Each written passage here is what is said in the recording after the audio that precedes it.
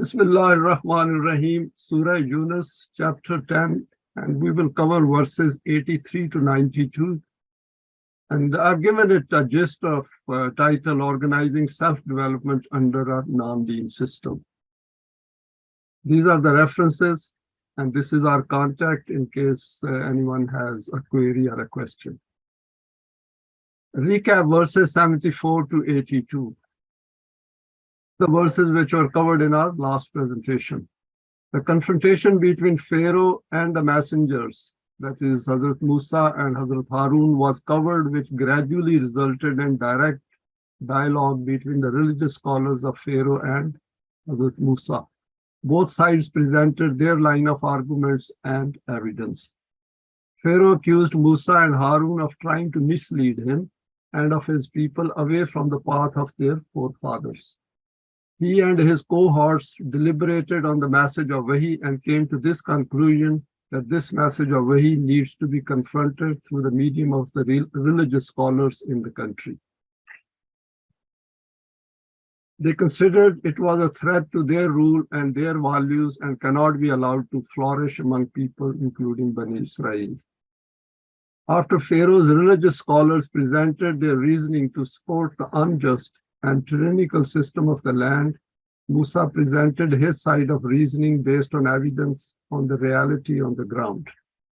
The guidance presented by Musa was based on haqq, and the case presented by Pharaoh was based on batil. Hence, the latter failed to overcome the reasoning presented by haqq. And it is a fact that if we present the haqq from the Quran and use the same reasoning and logic and the evidence about the batil system, then we will find that people don't have an answer to that. The Quran then concludes that the Deen of Allah, being haqq, will always prevail, even if it is unacceptable to those who are criminals. 1083, that is the first verse of our today's presentation. Man-devised systems create fear and anxiety, which hampers the emergence of human potentials. I'll go over the meanings. Using reasoning and evidence, Musa convinced the people of Pharaoh that they are not on haqq, but no one accepted Eimaan in him except for a few youths from among his people. This was because those people were fearful that Pharaoh and the ringleaders of his nation may place them in some hardship and give them some trouble. Pharaoh was very rebellious and tyrannical in his country and in taking revenge on those people who joined with the opponents, and not one who would stop at any limit. And we see this example in today's world as well, and also in the history. Further analysis of 1083. Here arrives the simile of the Quran, which fits the human world in 2023. Can we observe the glaring similarities between what Allah has noted here and what people in power do under man-devised systems? If people who study the Quran cannot pick up such realities when they are essentially skipping the real issues of life facing humanity, which Allah wishes us to come to grips with. And I have seen this. I put down this comment because this is my own observation based on evidence, that people who even come to the Quran, they somehow miss these things, and they are very much concentrated into the academic side of the Quran rather than looking at it as a system. Let us now analyze this verse in steps. Firstly, only some of the youths among the people started to support Musa convincingly due to his efforts on the path of Allah. Essentially, they were rational thinkers who were looking for guidance and came to this conclusion that Allah's Wahi will lead them to the success which it claims is inbuilt within its guidance. We are faced with an exactly similar situation in today's world. Next is, secondly, many others did acknowledge the message of Wahi as explained by Musa, but their understanding had not yet reached that level of firm acceptance where they were not yet able to overcome fear of Pharaoh. Because the non-divine system, non-Allah system, which is man-made system, will always create fear. They are because they see others, the rulers, they see masses as their subjects, as someone who should obey them. And any dissension, any difference against them will be seen as rebellion. And that is the situation we are trying to explain here. and the Janta around him who had spread fear throughout the land using tyranny and injustice. We witness this clearly in the world in which we reside at present. More reflections on 1083. Thirdly, there were examples of persecution of those who opposed Pharaoh, and we can relate to this aspect in the world of today in every country on the planet. However, the point to note is that Allah is taking notice of it and is then proposing a concrete solution to these issues of human life. Fourthly, Allah here is drawing our attention towards this fact that He is fully cognizant of this issue of the tyrannical and suppressive state on His earth. But since we are looking for His help to address this injustice in the world, hence here is the path to resolve this problem described in detail. Those who acquire precise Eimaan and then do solid deeds will be able to understand what is being stated here. And over here, I've quoted a verse from Surah Yusuf. وَكَذَلِكَ مَكَّنَّا لِيُوسُفَ فِي الْأَرْضِ وَلَنُعَلِّمَهُ مِنْ تَأْوِيلِ الْأَحَادِيثِ وَاللَّهُ غَالِبٌ عَلَىٰ أَمْرِهِ وَلَكِنَّ أَكْثَرَ النَّاسِ لَا يَعْلَمُونَ. In relation to Yusuf, Allah has made it clear to us that if we wish to get His help, then we need to acquire knowledge, learn rational reasoning, and seek help from the Quran. So the issue is that while Quran explains that what will go on in human world or under the man-made systems, it also provides an alternative to that. And that is what we are discussing through the Quran. Next, Allah has invited us to look at the scaling noted in the Quran at various places. However, the important point to note is that the system of Deen should never have been allowed to disappear in the first place, as then it becomes an uphill task to dislodge the system of Taghut. I made this point because since the system has disappeared and in the intervening centuries, there hasn't been the system of Deen, we somehow come to conclusion as if this system of Deen is not practicable or is not possible to re-establish. But this point is for the future generations, that once the system of Deen is established, then we should take adequate precautions not to let it slip away. Next is understanding the human psyche is part of the system of Deen. The Quran has asked us to acquire the need for guidance and to then come to the message of Wahi, as it is the starting point for getting the help of Wahi to sort out worldly matters. And if you remember, Quran has said, that we should be looking for guidance and we will get it. And because we have already been looking for guidance and we are on the Quran, so we should also, people who join in, we should also verify it, check it, discuss it with them, that are they looking for guidance or they're not interested in the guidance and they are more interested in the academic side of the Quran. Since Allah has full access to our thoughts, and if those who come to this path start to think about change in the world, then it does draw the attention of Allah. And over here, I've quoted the part of the verse from Surah Taha, Inna Sa'ata Atiyatu Nakadu Fiha Litujza Kullu Nafsin Bima Tasa. The Quran says that people on this path are thinking that what is going on in the world, and human beings are not happy with the state of affairs in the world. And in order to respond to that, we are sending Wahi, and Allah is telling Hazrat Musa and now us that these things are in the notice of Allah. Nothing in human thought goes unnoticed. This is the way Allah's system functions. If we fully commit to this cause of His, which is our cause, then the path starts to become clear in front of us in the light of Wahi. And over here, I've quoted this verse, 5:16, Yahdi behillahu manittaba rizwanahu subul as-salami wa yukhrijuhum min al-zulumati ila an-nur bi'iznihi wa yahdihim ila siratin mustaqim. The Quran says over here in this 5:16 that whoever is looking for this guidance, then they get onto this path, and as a result, they come out of the darknesses, that is zulumat, into light. And it is according to the law of Allah. And they are guided on to Sirat al-Mustaqim. Islam has all that which is required for the system of Deen. For example, we have members with fairly developed selves. We have the books, journals, lectures, videos, applications, etc. to educate, train, and help develop the selves of newcomers.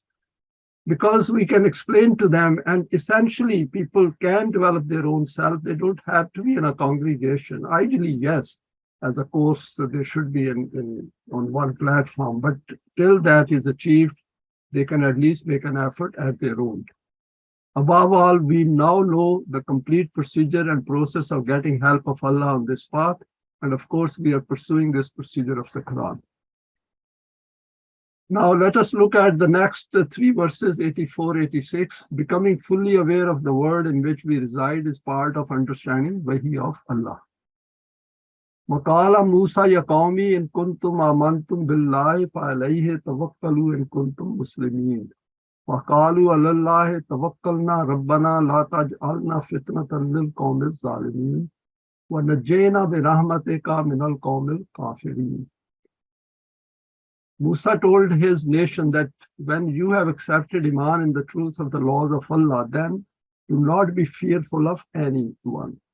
Have complete trust in the concreteness of these laws. This is the only way in which you will be able to obey these laws after turning away from all non-Allah laws.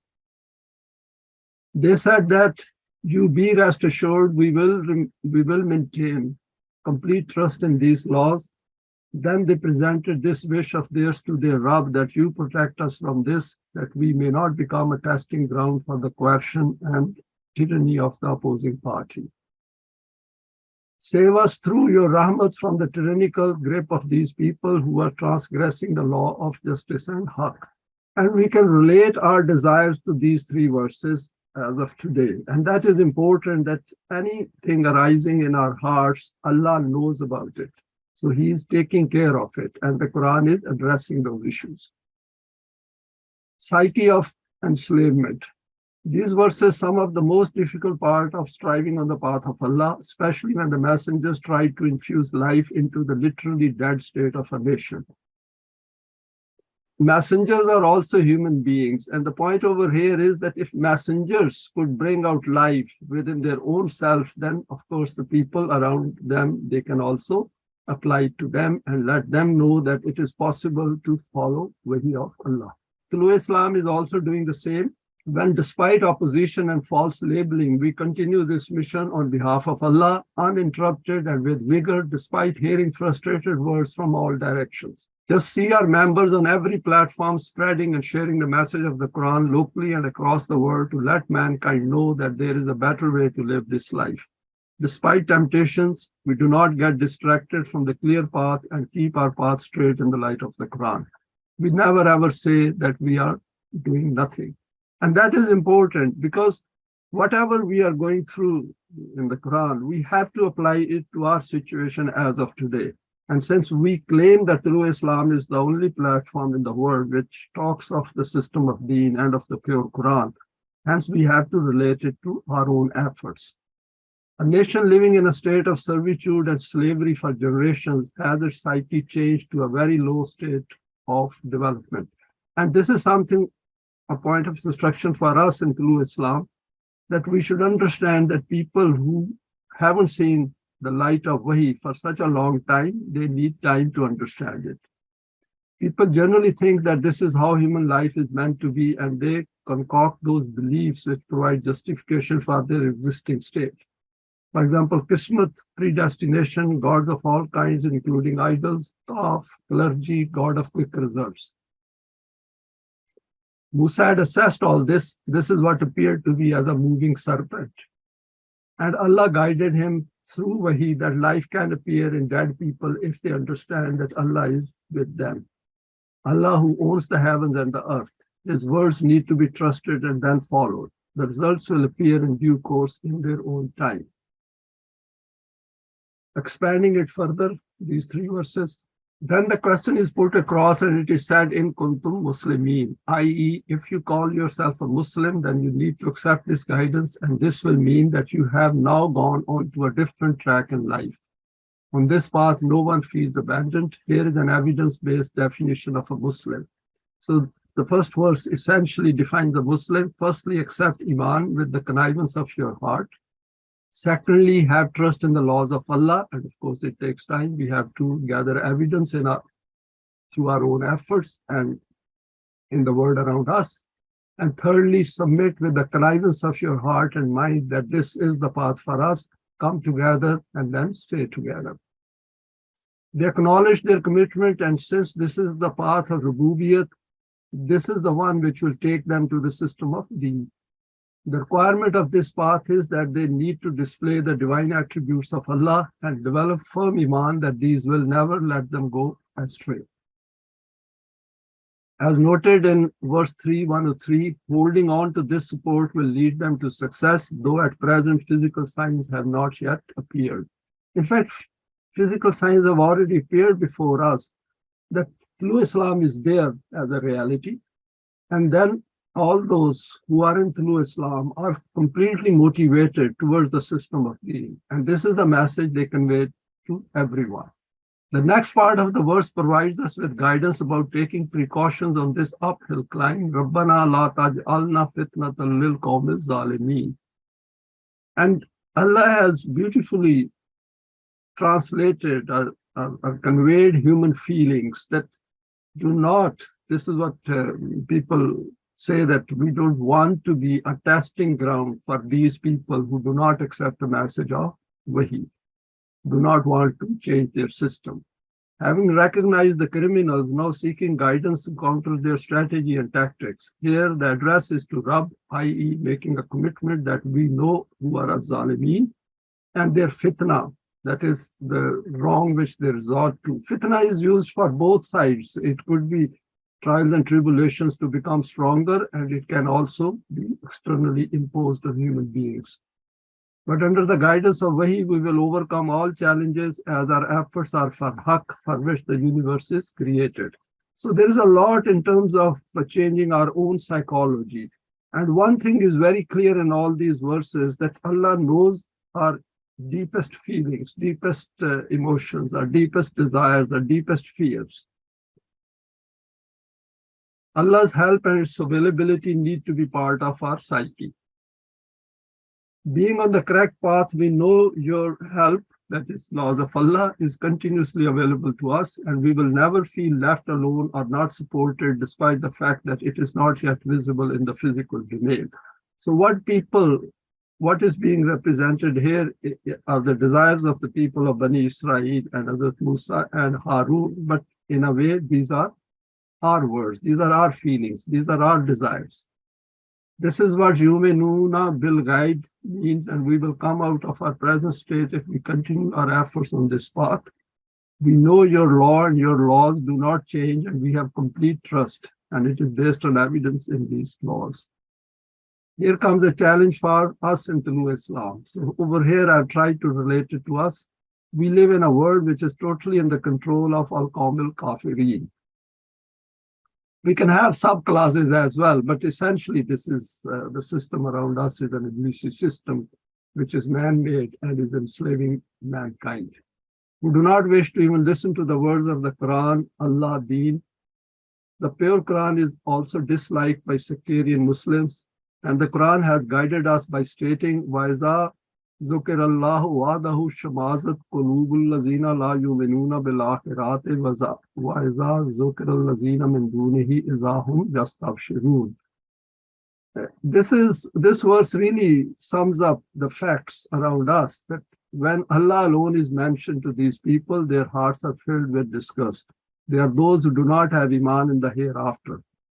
This serves as a visible and concrete criterion to judge others who turn their backs on the pure Quran.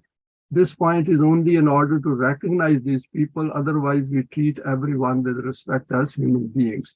So we should not take this as if start disliking people. That's not the point over here. The point over here is to recognize it so that we don't get discouraged. If people do not respond to the Quran, and if we expect them to respond, then it is our expectations which we need to modify. Finally, Allah confirms his undertaking that he will never let the efforts of Mu'mineen go to waste, because they are carrying out those duties which are indeed duties of Allah. This is a companionship based on one ideology. And we have touched this subject before as well. 1087, convert homes as centers to learn Deen. وَأَوْحَيْنَا إِلَى مُوسَى وَأَخِيهِ أَن تَبَوَّأَ لِقَوْمِكُمَا بِمِصْرَ بُيُوتًا وَاجْعَلُوا بُيُوتَكُمْ قِبْلَةً وَأَقِيمُوا الصَّلَاةَ وَبَشِّرِ الْمُؤْمِنِينَ. After this, practical steps were initiated for this system. For this, we said to Musa and Haroon that for the time being, begin their intellectual and emotive training in Egypt, where your nation is. Pharaoh will not give permission for this, that you make some training center for your party where their meetings could take place. Hence, for the time being, start this process within the homes of the members of your Jamaat, and in this way initiate this system of Salat, which is eventually going to encompass the whole of the society. And keep giving the glad tidings of the outcomes and successes of this system to your Jamaat, so that their courage remains fresh and invigorated. There's a lot in this verse, and we'll go some of these points. Further reflections on 1087. Here comes a great guidance which we in Tolu Islam are already pursuing. Just reflect here how the Wahi of Allah guides us in all circumstances, and we need to apply it according to the circumstances which we face during our journey of life. For an ideological movement based on the Quran, which is totally different from all other ideologies pursued by man, we need people with firm Eimaan and highly developed selves to provide the initial seeding of this system. And this is an important point for us, because if we don't have initial seeding for this system, then we cannot establish the system. This system needs extremely highly well-informed, well-understanding, completely converted mu'mineen who can start it. Allah has here recognized the difficulties and challenges faced by Musa and Haroon in terms of providing education, training, and development of the self, which need a long lead time. Even in a relatively less developed system, the human self, being the same, needs to be confronted with the serious issues of life in the light of Wahi. Because Pharaoh was not going to allow them to have centers outside, and which are visible to everyone else. So over here, Quran has directed them that wherever you are in your own homes, you start doing this education, training, and self-development. We can relate to this in our world in 2023, where there is antipathy towards the system of Deen, in fact, to the word Allah and the Quran. All these Muslim nations who, though verbally acknowledge the Quran to be the book from Allah, in practical terms, they follow the secular system, that is the man-made laws of the West, and join hands in all non-Allah events in the world, which includes the fanning of wars and conflicts. They are very much a party to strengthening the roots of this system, which enslaves human beings. And we witness it. It's all based on evidence. I don't want to go into these details, but one can provide salient details and by reading through, for example, Wikipedia or through internet. Never ever think of giving up. Erase this option from our minds. The issue here is that the Quran is asking us not to give up, saying nothing can be done. Quran is saying that don't give up. There is an alternative given to you, which is in the shape of Wahi of Allah. And if you follow this path, then you will get help. There's a lot we can do even under very difficult circumstances, and especially on the ideological front, where the human self takes time to come to grips with the issues of life. For example, the first step is to understand man-made systems and their weaknesses, which actually motivates us to seek Allah's help. Here, Allah has directed us to turn our homes into learning centers. For example, family members, neighbors, others interested in the system, friends who become interested, etc. Do it by taking necessary precautions, and this will help to unite your hearts, as noted in 3:103. Without removing differences, we can never develop unity of purpose. The Quran has drawn our attention to another important aspect in the verse, وَجَعَلُوا بُيُوتَكُمْ قِبْلَةً. And Qibla means something which is kept in front, which is the focus of attention, which is about our aim, and keeping that aim in front, and also the path to that aim. Both should be kept in front. Make your homes as your Qibla. Who will be the focus of attention all the time? Allah and His Deen. And then followed it with the term Aqimus Salat. See, Quran has defined its own terms as Salat very clearly in this verse. This establishment of Salat will start to take shape. We need to pause here and reflect until we can come to grips with what is stated here. That is, this salat is the one which will then go on to help to establish the system of Deen. And it's not a ritualistic salat. And that is the point which we should keep in mind. Learn to self-motivate using the Quran. In this verse, Allah has pointed to a sequence to carrying out our actions, not to hasten in pursuit of sawab. Without the system of Deen, deeds go wasted despite following the rituals of sectarian religions. And we see that around us world because nothing will change. In fact, these ritualistic practices outside the system of Deen are the one which contaminate our minds. And people even shun science. They stay away from science and development as well because it takes us to a very lazy kind of a mentality and outlook where we leave a lot of things to Allah, to Qismat. The Quranic term salat has a specific connotation, and this must lead to concrete outcomes in the outer world. It must prevent us from, and I quoted one verse over here, Atlu ma uhiya alayka min al-kitabi wa aqimis salata inna salata tanha anil fahsha'i wal munkar. Recite to them from the book with a view to establish salat, and this salat will help remove shameful and unjust deeds. Through the system of salat, change occurs in the outer world, and forbid evil and promote maruf is part of this. Verse 2, 177 spells out the procedure from Eimaan to becoming muttaqi. We have gone through this verse a number of times before as well. Without comprehending it in detail and making it part of our psyche, we will not benefit from the Quran collectively. Individually, we can argue about it endlessly with nothing for us in terms of our self-development. The whole has to be directed towards the system of Deen, and this is what this verse tells us clearly. Then Allah concludes in a very clear and factual style, وَبَشِّرِ الْمُؤْمِنِينَ. So Quran does not leave things to abstract ideas. It turns it into a practical side that if you follow this path, then be assured that glad tidings are awaiting you. Why do all this? Because you all are dealing with Allah who owns the heavens and the earth, and now the guidance has arrived. Hence, as mu'mineen, there are better days ahead as per the law of requital. Learn about the mechanics of functioning of the system of Taghut 1088. I'll go over the meanings. Musa said that I will do all this. However, this thought keeps arising in the hearts of the people of my nation that when this is the law of Allah, that the system based on injustice and tyranny cannot be prosperous, then why is it that Pharaoh and his cohorts are getting the means of adornment and luxury and the means of sustenance with such abundance that on their basis they prevent people from coming to the path of Allah? Hence, O Rabb, destroy their possessions and wealth and take away the intelligence and comprehension through which they plan these kinds of humanity-destroying techniques. This is because these people will never accept Eimaan in the truth of your laws until such time that they witness this kind of chastising punishment with their own eyes. A lot in this verse, 1088, reflecting on various points. This appears to be the state of psyche of Musa and his companions, where after years of confrontation with Pharaoh and his cohorts, they come to a serious conclusion regarding the state of affairs in the land. Because they have observed it over many, many years, and in fact, Bani Israel were there for probably a few centuries, and they had seen how the system had transformed from the time of Hazrat Yusuf to their own time.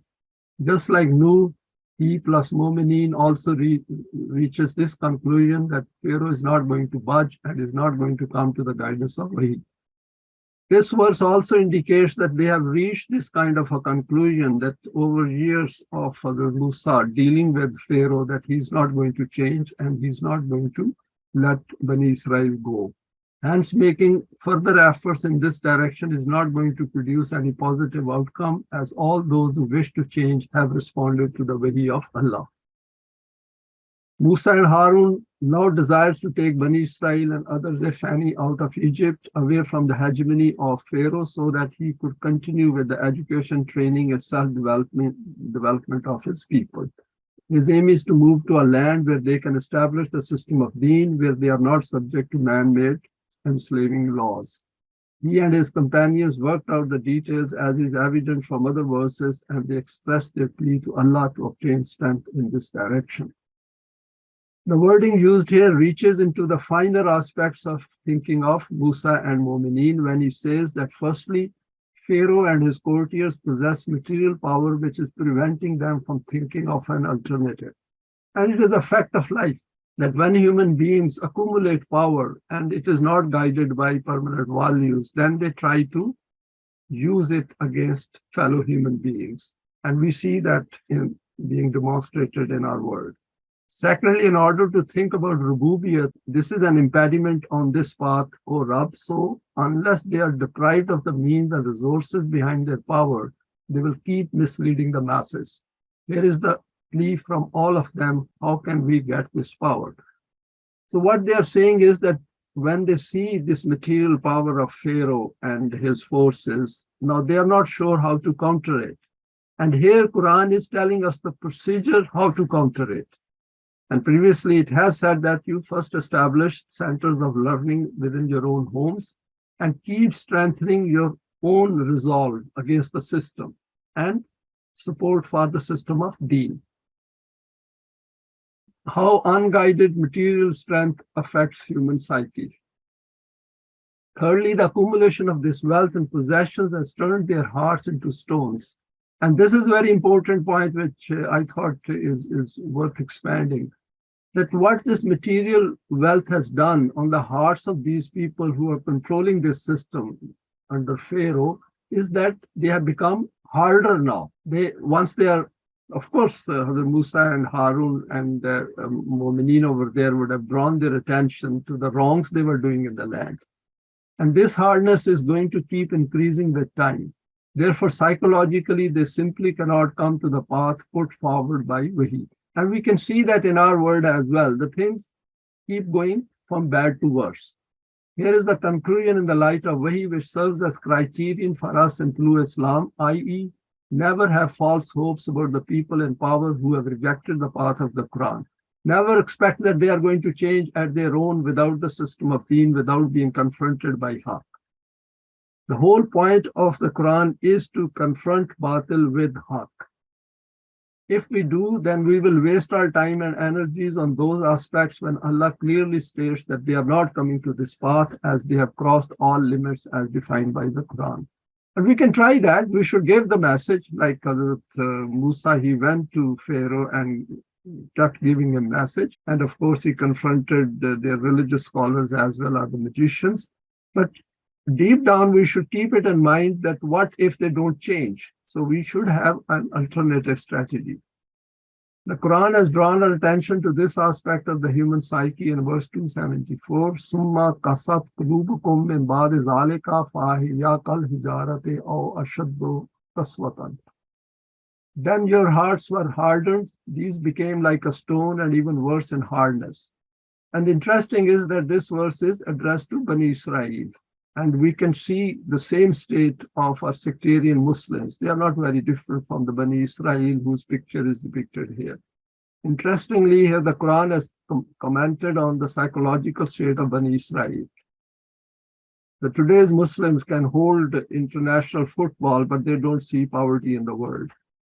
Hence, this is universally applicable to any people who do not follow the guidance of Allah. They gradually end up in this state of no return and then sign their death warrant in this life, i.e., cut short their existence. Obviously, as they do not have a moment's self, they have nothing in the hereafter. Rabubiyat requires profound reflection. For weak hearts, this task may appear to be an impossible undertaking on behalf of Allah, but here comes the essence of this whole matter. Let us examine this verse in parts and then see the miracle of the Quran. Waqala Musa Rabbana. Musa tells Allah that Rabubiyat cannot come to this land or elsewhere unless these conditions are met. You already are aware, but now we know too. Innaka ataita Pharaoh wa malahu zinatan wa amwalan fil hayati dunya. That is the next part of the verse. These people in power have all the means to unleash their power on the masses, and unless these means of power are weakened, we think we cannot accomplish this. And you know too, in the time scale, we are expected to do this. Rabbana la yudillu an sabilika. With this power, things are further deteriorated as they are misguiding more and more away from your path. Because people who are in position of power, they attract others, particularly those people who do not want to come to the Quran. They also want to become rich, and they are quite happy to exploit others. Next comes a very powerful statement of the Quran from the lips of Musa. Rabbana atmis ala amwalihim washdud ala qulubihim fala yu'minun. Their hearts are now hard like rock, and their source of power needs to be dealt a blow. There is no possibility of their accepting Eimaan as per the evidence, and over here Allah agrees here with the assessment of Musa. Interesting, it's all noted from the direction of Allah. Signs of a developed self. Now comes the firm conclusion of Musa based on the evidence of years of dealing with Pharaoh and his cohorts, and he states, Hatta yaravul azab al-alim. He supplicates to Allah that they need to be faced with the outcomes of their ill deeds, and we would like to see it with our own eyes. Just concentrate on this word, yaravu, that is, want to see it with our own eyes. This is to ensure no doubt is left in the hearts of Bani Israel that Allah's law of requital does work in the human world. The Quran has described this account with full focus on the human psyche, which is gaining knowledge, understanding, and the ability to interpret events using the Wahi of Allah. This is the way the Quran helps to train us and strengthen our Eimaan in the laws of Allah.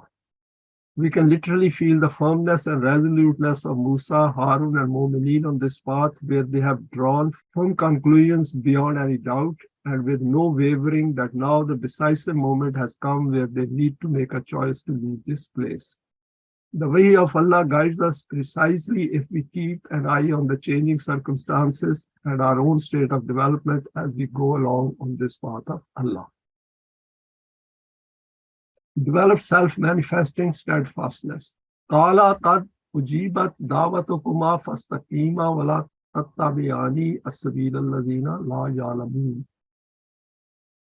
The meanings on this, Allah stated that we have heard the supplication of both of you brothers and have also accepted it. But its fulfillment is dependent on your own toil and effort. Hence, display total steadfastness in your program, and in haste, do not adopt the technique of those people who are not familiar with our laws and the mode of their becoming effective, who are not familiar with it, hence they adopt wrong methods for the sake of producing quick results. Great instruction. Signs of the acceptance of our supplications. What is noted in this verse is a great instruction and guidance for us, i.e., if our path is according to the Quran, then our supplication will be answered by Allah. As noted in 2:186, we have gone through this verse previously as well. When my servants ask you about me, I am indeed close. I listen to the suppliant when he calls on me. And that is the important part. Let them also listen to my call and have Eimaan in me, that they tread on correct path. So it is a sort of a companionship, but in this, the initiative is with man. Man has to first take steps to follow Allah's path and commit to it completely. Firstly, it is acknowledged that the supplication has been accepted, hence now stay firm on the path. Secondly, do not follow the path of those who do not possess knowledge. This means that we need to have knowledge about those who can divert our attention, can subvert our efforts, cause dissensions, weaken our resolve, give non-Quranic opinions, resort to frustrated talk, have their own agendas. And of course, to counter that, we must have enough knowledge to understand it and not to go away from Sirat al-Mustaqim.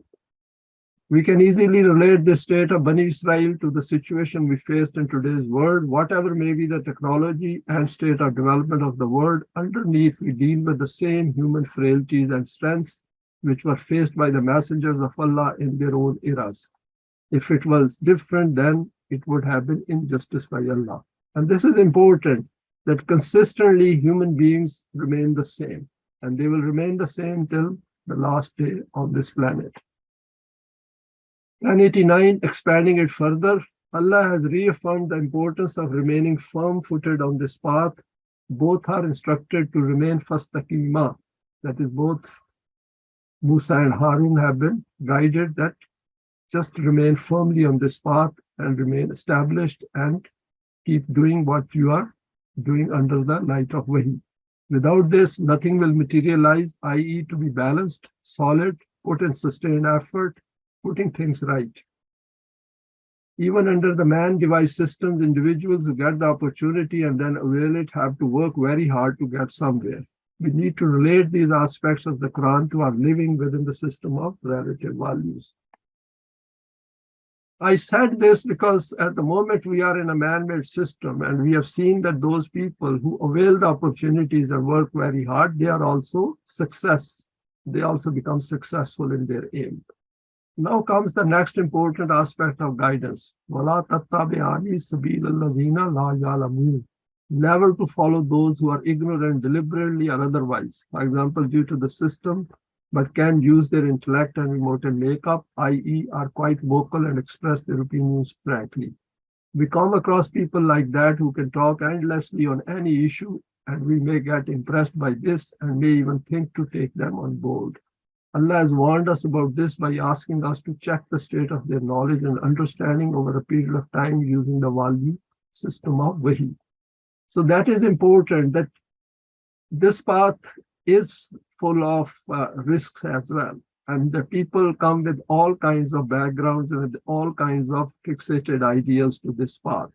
So in order to benefit from numbers, that is, of course, more people will join in as the time goes on. But we had to educate them, train them, and then sort them out according to their proclivity towards the system of Deen. This also means to educate and train people so that they do not misguide themselves and others because of their ignorance and being illiterate. One of the things which we need to inculcate is that anyone on this platform must use the Quran as an external criteria.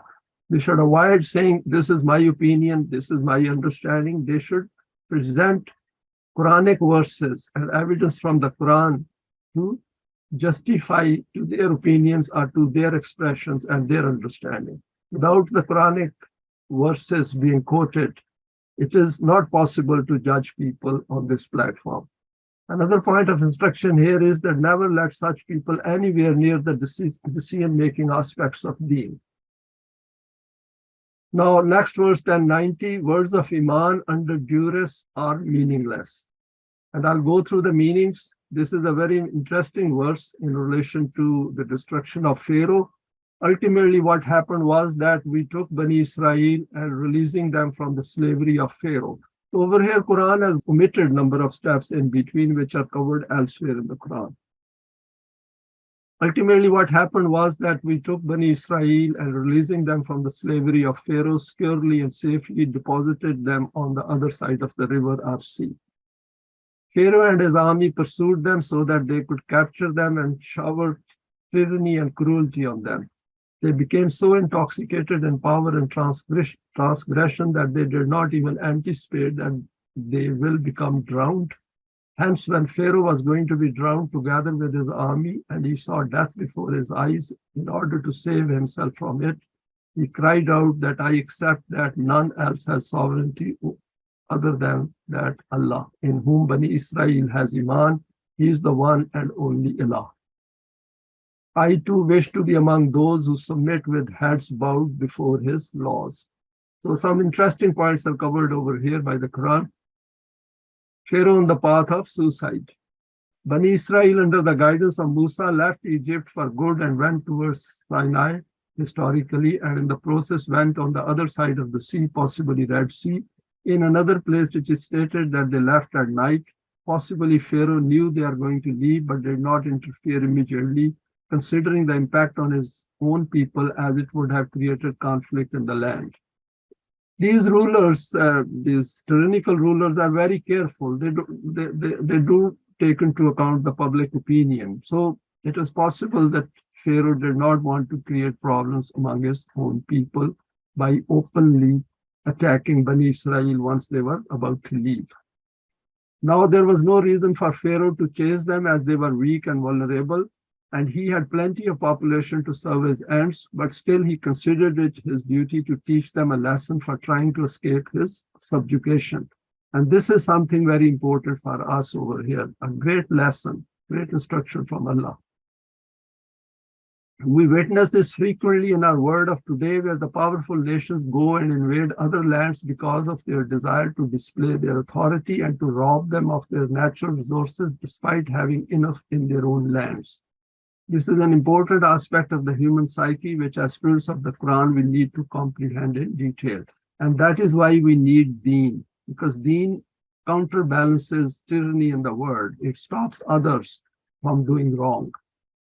Two words are mentioned here by the Quran which sum up the unbridled human intellect's traits, baghyam wa adwan, transgressing limits, arrogance and injustice, inserting wedges, causing divisions, discrimination, causing enmity, etc. Both terms define evil in its worst form among humans.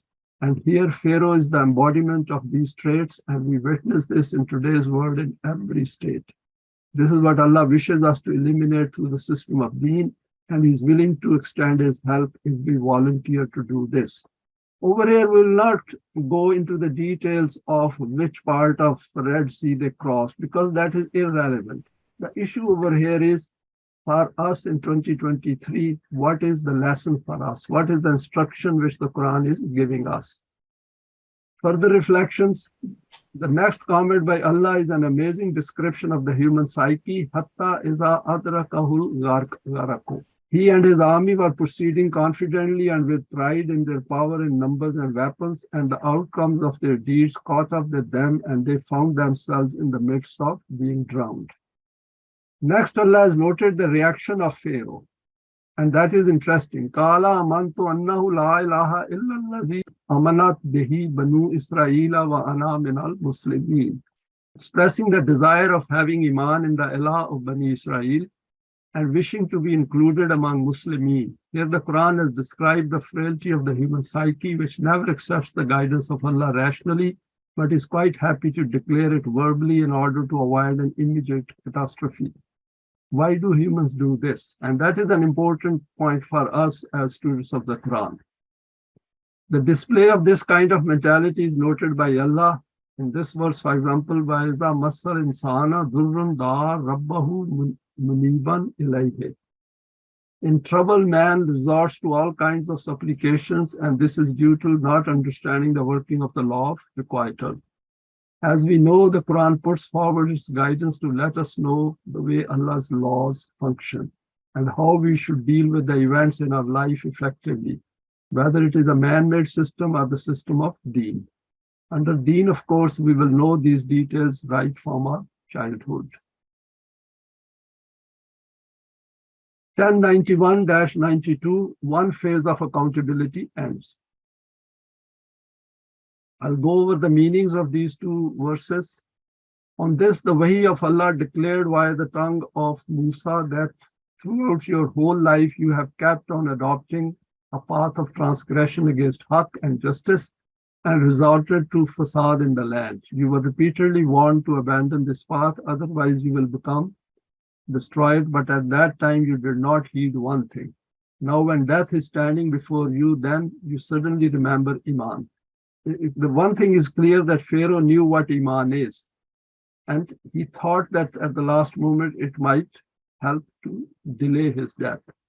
Now this Eimaan is of no benefit to you. This is because the Eimaan which is accepted due to fear and fright, it simply cannot be declared to be Eimaan. Now you have to become drowned. However, what we will do is that your corpse will be protected from the waves of the sea, so that it will be a sign for instruction for those generations who will come after you. This is because there are many people who are not swayed by the intangible signs of our law of requital. For them, only these kinds of physical signs can be a cause for instruction and learning a lesson. I don't think many are learning a lesson from his dead body as well. Further reflections. Here arrives the important drop scene of the account of the confrontation between Haqq and Batil, and Allah has summed it up in two verses to ask us to register it solidly in our minds and hearts. Pharaoh continued to do evil despite being warned by Musa and Haroon and a moment of his own code. That is in chapter 40. These details are covered. And this completed the requirement of the permanent Wahi of Allah that no people are destroyed, i.e., their physical life is cut short without being warned of the consequences of their wrong path in life. The Quran has gone into details of the evil human psyche, which refuses to accept that physical power can be taken away by the law of Allah. The same is true today. The biggest evidence of this is our physical death, which arrives at some point in our life's journey and does not spare anyone, be it rich, middle class, or poor, created by man-made systems. The Quran has commented here after his demise for our guidance that in order to avoid such a situation where we regret taking a fatal, self-destroying path of life, we need to ensure that we are not part of al-mufsideen, those who create imbalance in the world. Rather, we are on Sirat al-Mustaqim. Expanding a bit further these two verses, addressing Mu'mineen, the Quran has asked us to strive against these forces and never become hopeless of the aid of Allah, despite the power of the tyrants of your era. When we get on this path and work for this cause, then essentially it becomes a fight between Allah and the forces of Batil. We have already seen in the case of Nuh that those people also became eliminated by having their physical existence on the planet cut short, and Nuh and his companions became established in the land vacated by them in this process. Here too, as we will see in other verses, Pharaoh and his forces got destroyed, and as a consequence, they became weak and got replaced. Another interesting part of this episode is the preservation of the dead body of Pharaoh, which was discovered in the early part of the 20th century and is now lying in Egypt as a sign for all to see. However, despite this physical sign, very few minds go beyond seeing it, but not letting their intellect go in the direction of the cause for this destruction and then making an effort to find it out from the Quran. Muslims also read these verses day and night and never think of the system of Deen. Another point to consider is that we should not wait for the destruction of evil through some natural event or their own errors of judgment, but should continue passing the message of the Quranic guidance and at the same time adhere to this path together and keep enhancing our understanding of the system of Deen. Now, finally, to conclude, some general points of interest. I added this slide, these two slides, in fact, there are 4 points over here. And to say that what Quran is trying to tell us is that Allah is fully aware of what is going on in the human world, and He is the one, since He has created human beings, so He knows all spectrum of human thoughts and all kinds of human psyches. So that is the way we should view the Quran and take benefit out of it. The meanings which we try to obtain from the Quranic verses are there for our guidance. We try to relate these to understanding the problems created by the unbridled human intellect, and then we seek those meanings which are applicable as solutions as offered by Allah. The question which may come to our mind is why can we and through Islam see it and others cannot, at least so far? And for that, I think the credit goes to Allama Pervez, who spent the whole of his life in putting those books together on the system of Deen and the human psyche, which can establish the system of Deen. So far, we have seen that whatever meanings we have acquired from the Quran, these do help us to understand the human world and its functioning better. And these simply cannot be conceptualized by anyone who is not approaching the Quran in the context of the system of Deen. Without the aim of Allah's Deen, any meaning given to human existence is not such which can take it beyond the realm of physical death. And that is an important point for us to think and come to grips with. Whatever meaning one may hold without the Quran, it will end with the expression, "This is the only life I have." Hence, my aim of life must be predicated on this assumption. Allah has created this universe with human beings with choice and intent, and then, according to His promise, provided Wahi, which outlines the essence of the purpose of this creation. The Quran, from beginning to end, summarizes detail of this, and we, that is, i.e., self-conscious beings, as His creation, are equipped with all the requisite intellect, emotions, and desires to either pursue our own aims based on our desires, that is counter to the aim of Allah's purpose of creation, or to make a conscious choice to take the path defined by Allah and thus benefit from His guidance in His presence. So two paths are very clear. The paths which are pursued by people without the Wahi of Allah, we are aware of that. Once we were on that path, so we simply cannot forget that path. We know what that path was like. So our job is to draw people's attention that there is a better way to live this life, and particularly because this life then becomes connected to the life of the hereafter. And in the process, we also make the life of masses, mankind, better by establishing the system of Deen. This creates a different self which meets the criteria of Deen in this world as well as of the world of the hereafter. We need to somehow come to grips with this fact of our existence. And this is something which is very difficult, we find, to pass it on to others. While we understand the significance of following the path of Deen and having Deen in the world, somehow I've seen that we find it difficult to pass it on to others and make them understand. The state of ourself is such that neither Allah nor any other human being can have access to this inner mechanism of our completely autonomous decision-making mechanism.